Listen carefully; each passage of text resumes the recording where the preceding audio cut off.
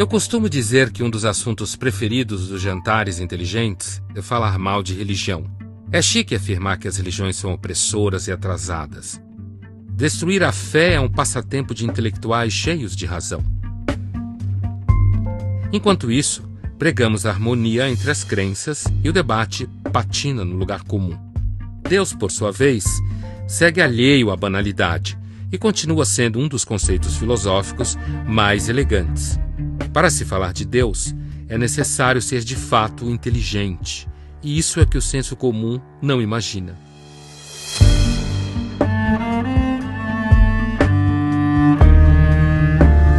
Eu me chamo Ítalo Fazanella, sou pai de 6 filhos, casado há 23 anos, e sou fundador de uma comunidade católica. Bom, meu nome é Ed René Kivitz, sou pastor de uma igreja batista, tradição reformada, histórica. Minha graduação é de teologia, fiz mestrado em ciências da religião. Tenho 2 nomes.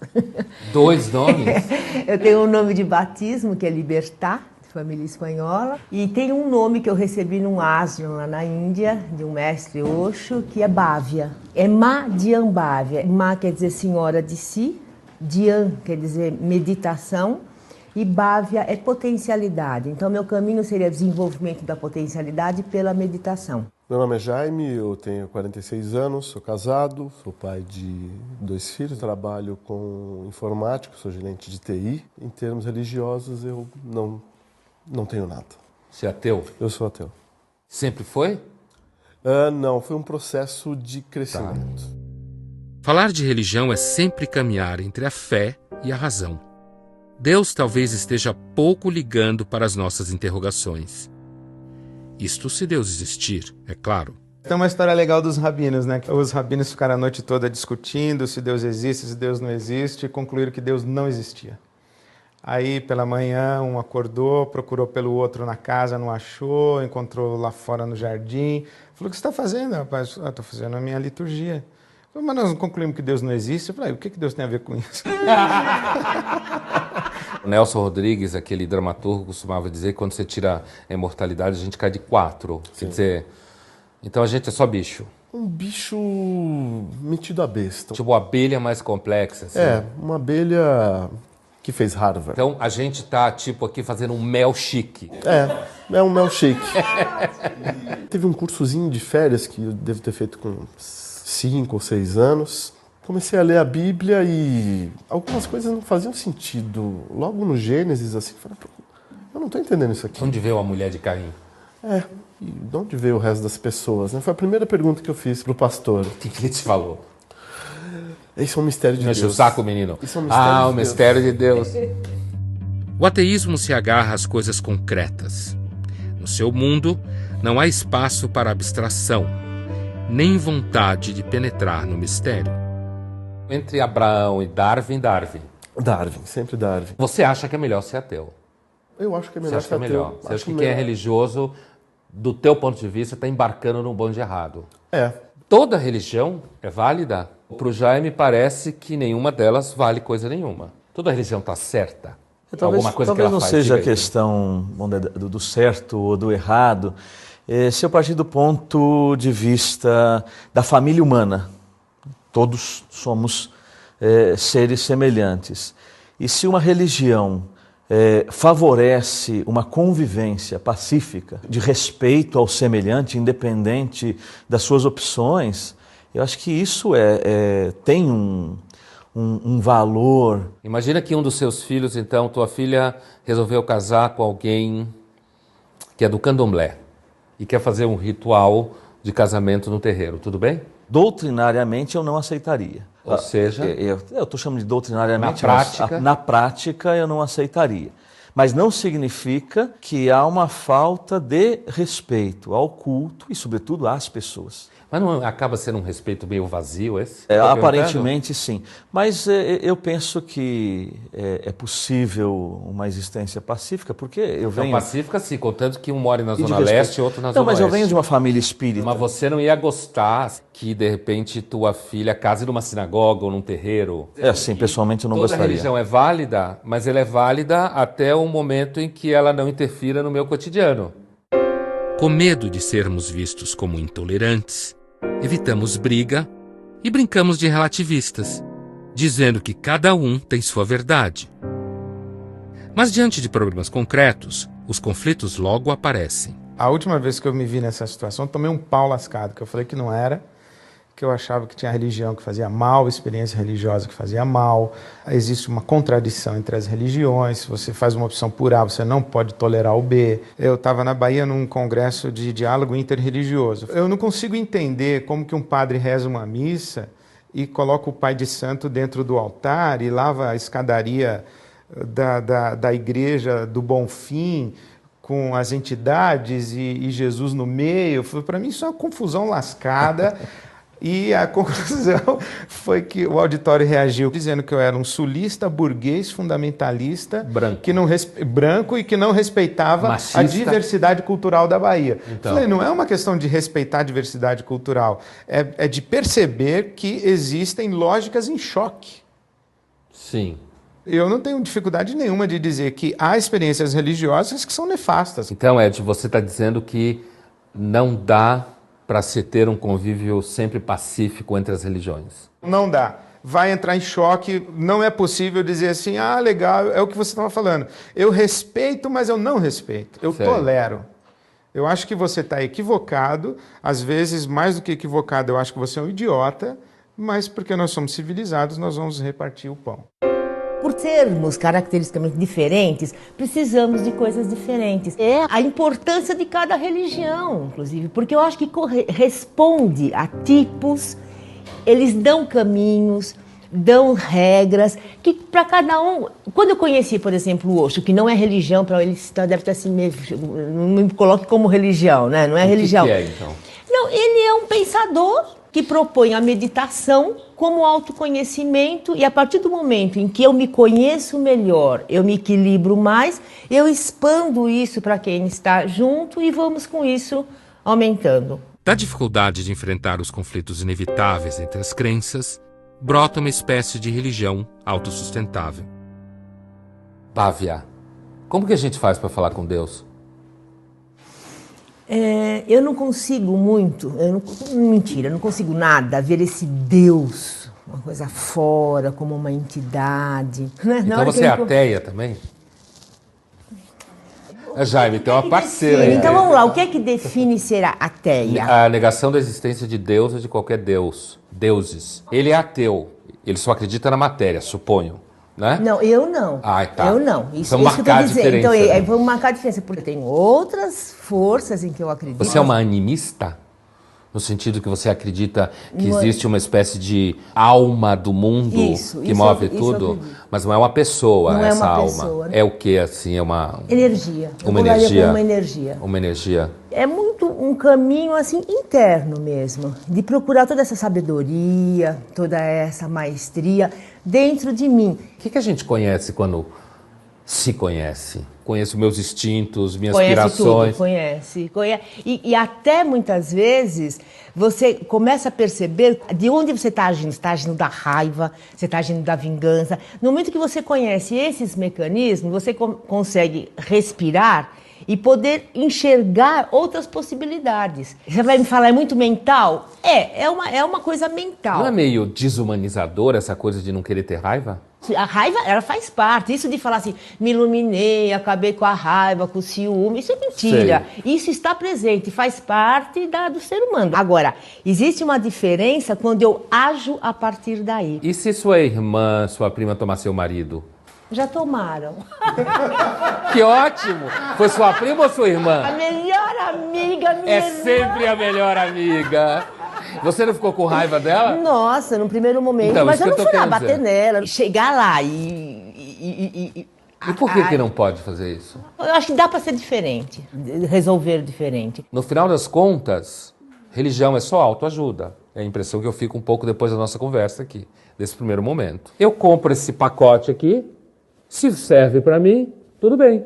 Se eu resolver ser do candomblé, tudo bem. Se eu resolver ser judeu, tudo bem. Fazer aborto, tudo bem. Se eu resolver não fazer, tudo bem. Entende o que eu estou dizendo? Uhum. Nesse afã de todo mundo se entender bem e se amar e conviver, acaba sendo uma espécie de autoajuda. A religião se encontra em xeque. Não há como todos estarmos certos em nossas escolhas. Ou só um está certo, ou todos estão errados. Sem isso, a religião deixa de servir como forma de interrogar a condição humana. Sem isso, a religião se transforma em uma maneira civilizada de encontrar conforto. Jesus, Buda ou Dalai Lama se tornam consultores de sucesso existencial. Sob um certo ponto de vista, todo mundo é ateu com a religião alheia, né? A única diferença de mim é que eu adiciono um a mais. Ou você diria para mim, a diferença entre nós dois é que eu sou ateu de um Deus a mais. Um Deus a mais. O seu. É verdade.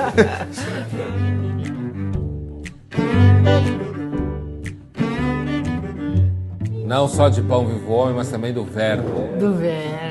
Vou brindar com o suco, porque eu não bebo nada de álcool, nada. Bom, a gente te perdoa. Sim. Você, Ítalo, que experiência religiosa é essa que você teve? O que aconteceu? Você viu um milagre?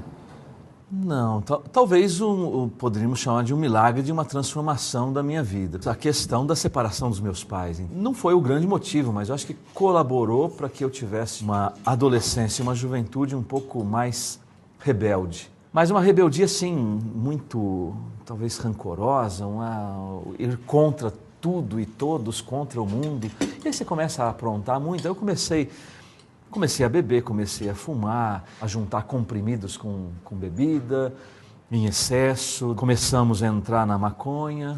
Eu sempre acreditei em Deus, mas Deus, um Deus longe, distante.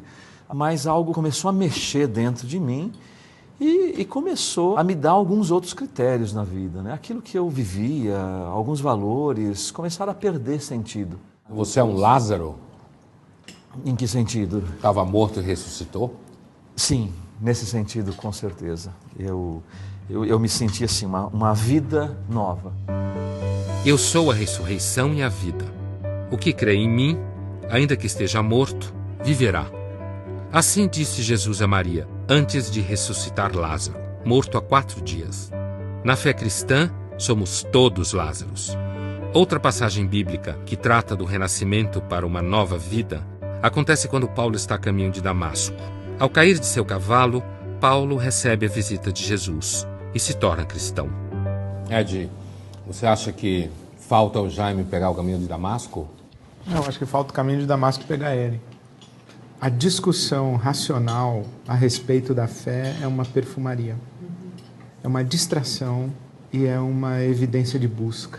Eu vejo isso em mim, eu discuto muito racionalmente a minha fé, eu convivo com muita dúvida, mas as minhas dúvidas não me impedem de crer. Eu tenho tudo para ser ateu, mas eu não consigo ser. Eu reparei.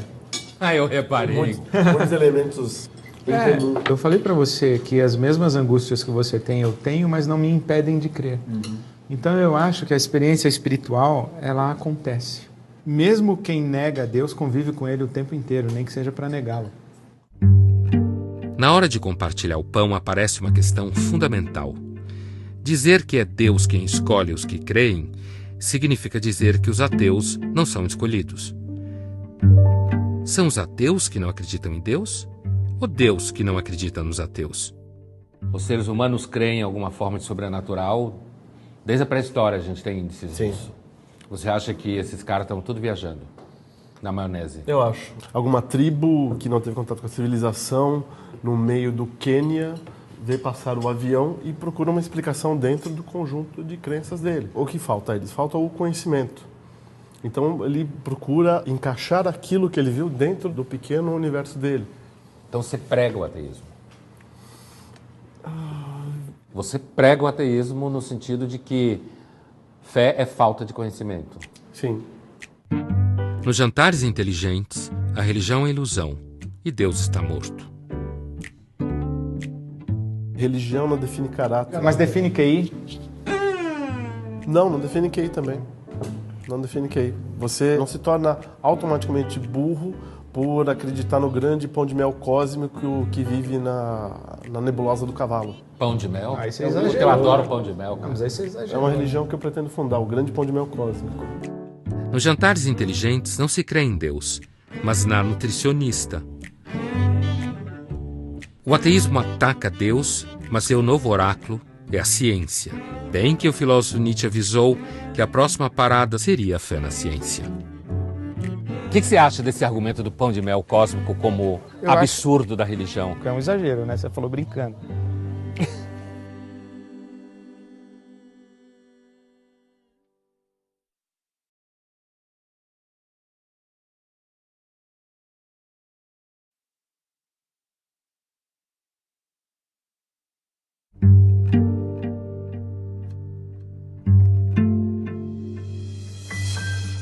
Dizem que religião não se discute.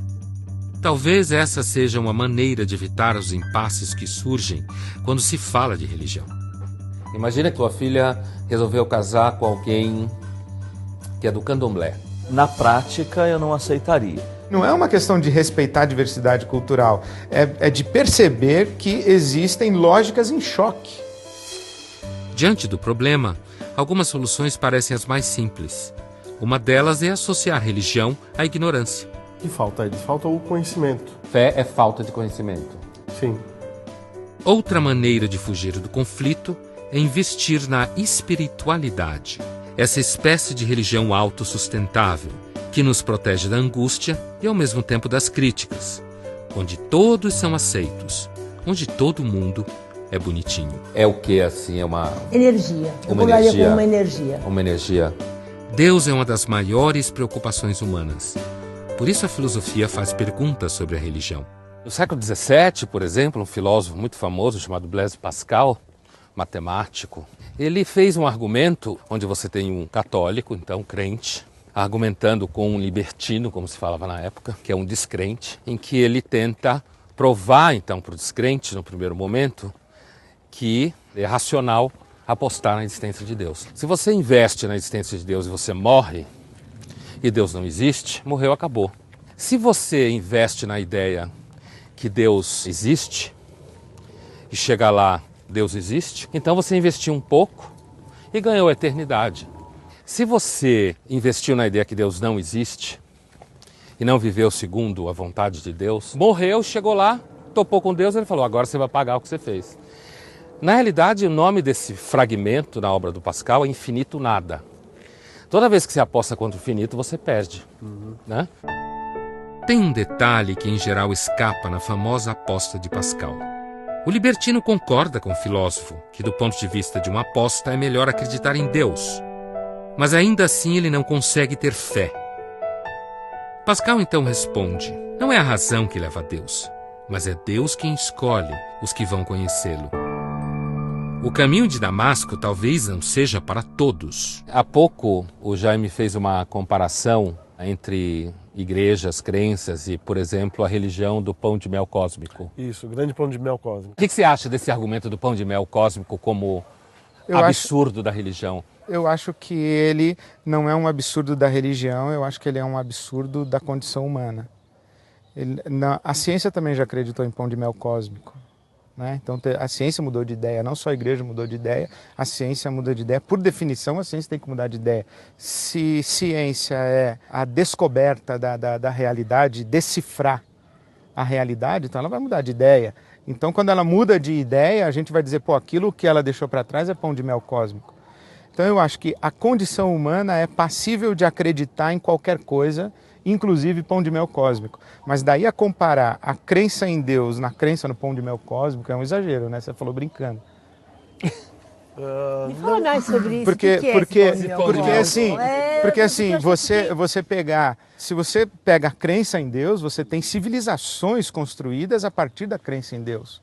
Você tem processos históricos, você tem argumentos plausíveis tanto quanto. Às vezes também eu acho que a discussão Deus existe ou Deus não existe, voltando à história dos rabinos lá de manhã, acaba sendo uma discussão para ver quem tem o melhor argumento ou quem é mais inteligente, mas não afeta a realidade de Deus, entende?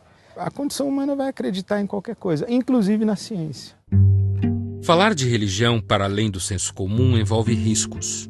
Podemos descobrir que, em situações concretas, o convívio entre as crenças não passa de uma farsa.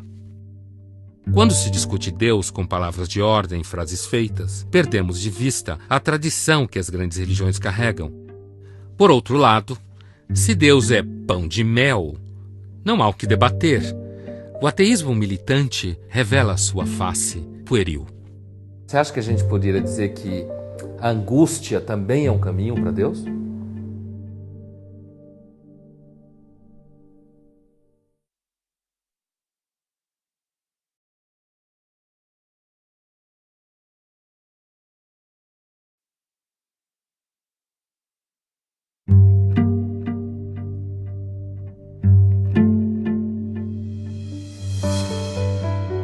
A religião pode se tornar o conforto, uma espécie de muleta para viver. A religião pode tornar a vida mais difícil pelo temor do pecado, pela culpa e a perspectiva do inferno.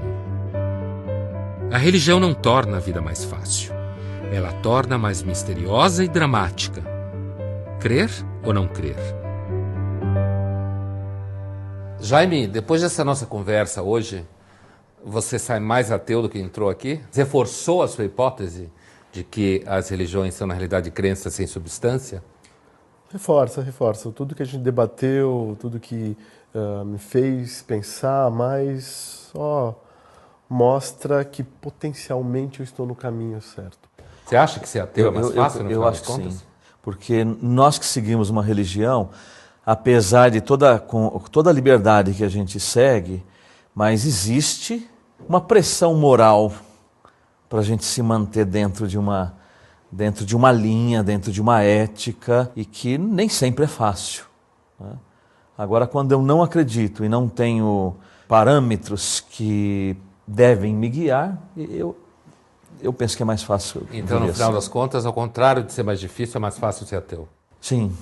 Gozada, eu tenho a sensação que é mais solitário também, mas assim, eu sozinho tenho que dar conta de mim. Então, pode ser mais fácil, tudo, mas é mais...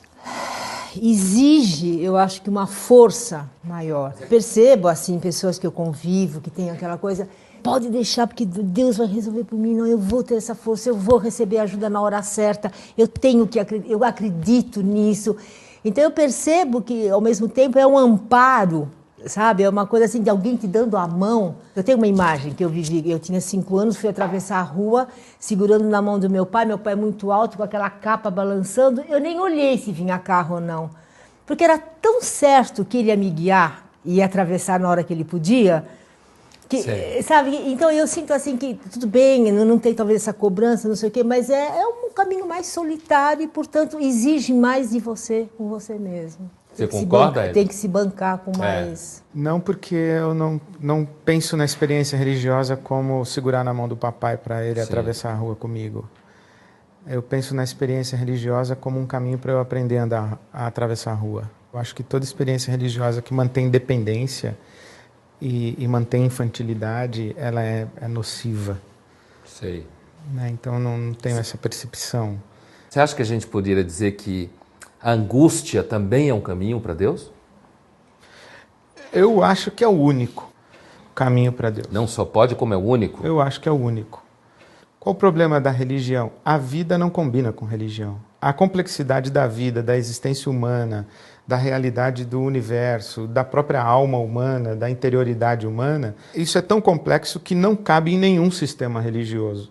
Em algum momento não vai bater.